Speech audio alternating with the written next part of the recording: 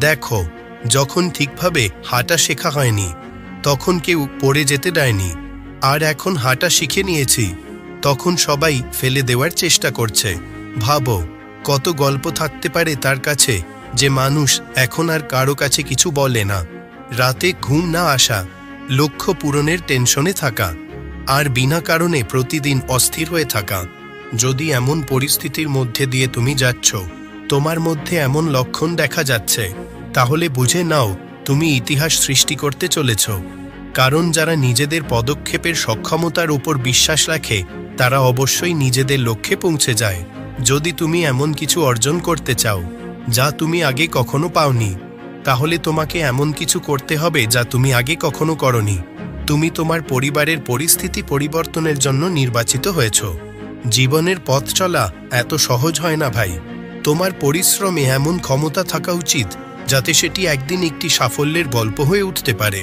তোমার সমস্ত ব্যর্থতাকে শেষ করে সংগ্রামের উপর পূর্ণ বিরাম দাও। দেরিতে হলেও উঠো, তবে অবশ্যই কিছু তৈরি হয়ে উঠো। কারণ সময়ের সাথে সাথে মানুষের খারাপ সময়ের খোঁজখবর কেউ নেয় না, বরং মানুষেরা তার স্ট্যাটাস সম্পর্কে জিজ্ঞাসা করে। তাই জীবনে যা কিছু করো সম্পূর্ণ আত্মনিবেদন ও নিষ্ঠার সঙ্গে করো। কোনো মানুষের সফলতা হঠাৎ করে হয় না ভাই, সূর্যও ধীরে ধীরে উদয় হয়। এবং মনে রেখো, বয়সের আগে বুদ্ধিমান হয়ে ওঠে তারা যাদের ভাগ্যে শৈশব থেকেই দুঃখ এবং দায়িত্ব আসে। আর যারা সংগ্রামের সময়ে তোমার সাথে থাকে তারাই একমাত্র প্রকৃতপক্ষে তোমার। কারণ সফলতার পর তো অপরিচিত আপন হয়ে যায়। আজ আমার পরিস্থিতি দেখে তুমি আমার বিরুদ্ধে যত কথা বানাতে পারো বানিয়ে নাও, কিন্তু মনে রেখো, যেদিন এই সময় আমার সাথী হয়ে যাবে তখন তোমার নিজের উপর লজ্জা লাগবে যে আমি কোন ব্যক্তির সম্পর্কে কি বলেছিলাম। আজ আমার সংগ্রাম চলছে এবং তোমরা আমার বিরুদ্ধে যে কথাগুলো বলে যাচ্ছ, কিন্তু সেই দিন যখন আমার সংগ্রাম সফলতার রূপ নেবে তখন তুমি বুঝতে পারবে আমি কার সম্পর্কে কি বলেছিলাম। যদি কেউ একা থাকে তবে এর মানে এই নয় যে তাকে কেউ পছন্দ করে না, বরং সে একা কারণ সে নিজেই এমন এবং সে পৃথিবীর মান মর্যাদা বুঝে ফেলেছে।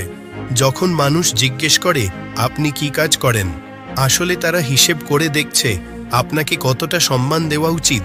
এটি হলো এই দুনিয়ার চিন্তা ভাবনা, এবং আপনাকে এটি মেনে নিতে হবে সময় তার নিজস্ব গতিতে চলছে। দেখো, যদি তুমি থেমে যাও তবে তুমি অনেক পেছনে চলে যাবে। তাই ধীরে হলেও চলতে থাকো। যে পরিশ্রম দিয়ে আজ তুমি দৌড়াচ্ছ তা একদিন অবশ্যই তোমাকে সাফল্য এনে দেবে। নিজেকে এই আগুনে ঢেলে দাও, একদিন এই আগুনই তোমাকে হীরা বানিয়ে ফেলবে। তাহলে যদি আপনি এই গল্পটি আরও অনেক মানুষের কাছে পৌঁছাতে চান তবে এই ভিডিওটি লাইক করুন, যাতে ইউটিউব এই ভিডিওটি আরও বেশি মানুষের কাছে পৌঁছে দিতে পারে। আর যদি আমার এই ছোট্ট গল্পটি ভালো লাগে তাহলে আমাদের চ্যানেলটি সাবস্ক্রাইব করতে ভুলবেন না। আমি আবারও আসব এমন আরও একটি সুন্দর গল্পের সাথে।